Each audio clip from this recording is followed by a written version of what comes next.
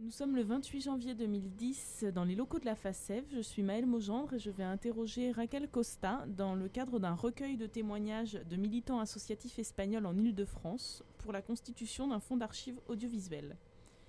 Alors je vais vous demander dans un premier temps de vous présenter en me donnant vos noms, prénoms, lieu et date de naissance, s'il vous plaît. Donc, je me présente, je m'appelle Raquel Nemunoz, d'épouse Costa. Je suis née le 25 septembre 1964 à Saint-Denis. Très bien. Donc je vais vous demander dans un premier temps, non pas de me raconter votre émigration, puisque vous êtes né en France, mais plutôt celle de votre famille. Dans quel cadre vos parents, grands-parents se sont retrouvés en France, ont été amenés à émigrer? Donc les premiers émigrés de ma famille, ce sont mes arrière-grands-parents qui ont émigré en 1905.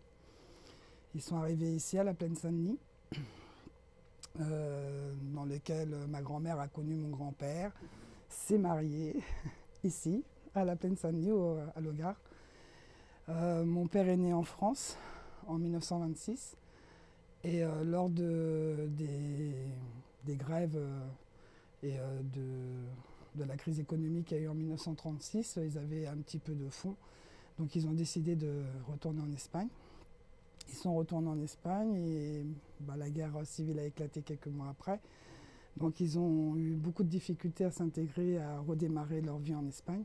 Mon père avait donc vécu 10 ans en France, avait gardé ce souvenir d'avoir été scolarisé, avoir eu des bons moments. Et quand il s'est trouvé dans une situation aussi difficile en Espagne, économiquement, il n'a pas cherché à... Il n'a pas réfléchi, il a pris sa femme et il est parti. Il est revenu en France donc, en 1961 et je suis né donc en 1964. Voilà. Très bien. Donc comment vous considérez la migration de vos parents, du coup, une migration plutôt économique ou plutôt politique? Alors moi, c'était une immigration tout à fait économique.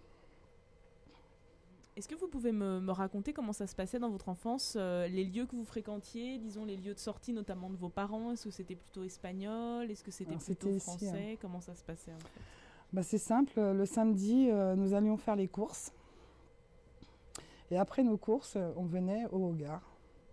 Donc c'est pareil, mon père a été président pendant une période, il a fait partie du bureau pendant quelques années. Je pense que les gens qui venaient ici, leur week-end, ils le passaient entièrement ici, quoi. Donc on venait ici le samedi après-midi, on y restait dans la soirée, on revenait le dimanche matin parce qu'il y avait la messe, on restait pour manger, on revenait l'après-midi.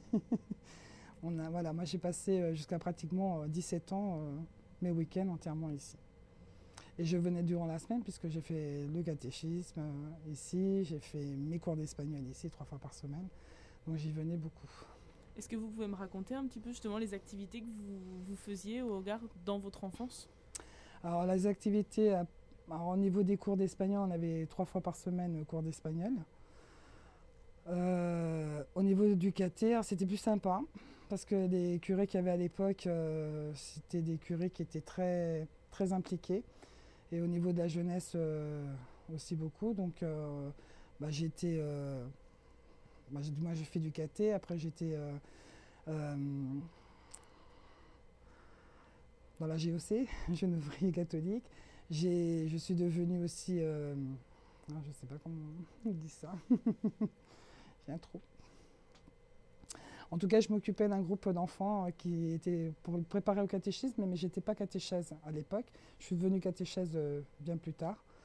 Et voilà, donc on faisait plein d'activités, on faisait plein de sorties avec eux, des choses qu'on ne faisait pas avec nos parents parce que nos parents travaillaient. Donc moi, c'était une sorte de patronage que j'avais ici, on l'appelait le patronage, mais là, ça n'avait pas le même rapport qu'en France, mais voilà, pour moi, ça équivalait à la même chose. Et alors, est-ce que vous pouvez me raconter tout cet engagement autour du Hogar familial, ce fait que vous ayez aussi voulu reprendre le flambeau, notamment pour vos enfants? Qu'est-ce qui vous a fait vous engager comme ça? Alors, qu'est-ce qui m'a fait m'engager il y a 7 ans? C'est que l'association, c'est une association qui est très ancienne. Il y a beaucoup d'anciens et je trouvais qu'on ne mettait pas assez en valeur toute cette jeunesse, en tout cas nos enfants, et je voulais rentrer dans le bureau pour pouvoir constituer quelque chose qui puisse s'occuper de ces enfants, leur donner envie de se rencontrer, de se retrouver. et puis pouvoir faire des choses avec eux.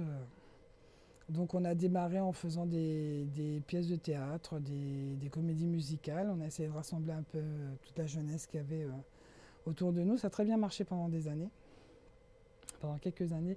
Là c'est un petit peu en stand-by parce que bon, ils sont rentrés dans l'adolescence. Moi je t'aime, toi non plus. Ils sont un petit peu dispatchés, mais je pense que voilà, ce qu'on leur a apporté pendant 3-4 ans, ils ne l'oublieront pas et ça leur permettra aussi de revenir. Parce qu'on a tous fait la même chose. Moi, à partir de 19 ans, 20 ans, voilà, le Hogar, c'était plus mon truc. Donc je suis repartie. Bah, je venais occasionnellement avec mes parents pour manger, pour une fête. Mais ce n'était pas quelque chose qui me tenait très à cœur. J'y suis revenue après avoir passé 30 ans, quoi.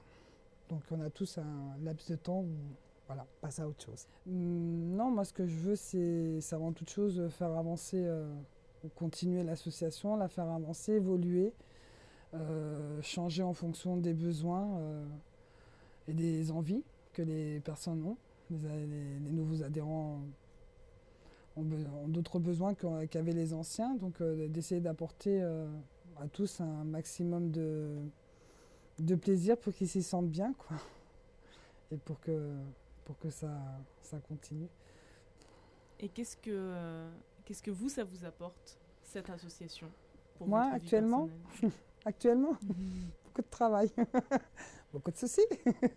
Non, il y a des périodes. Il y a des périodes où on va avancer très vite, on va monter un projet, ça va aller très vite. Et puis il y a des périodes où c'est beaucoup plus long, tout prend un temps fou et on a l'impression qu'on s'en sort pas. Donc voilà. On va dire qu'on est dans une mauvaise période. Mais sinon, ça va.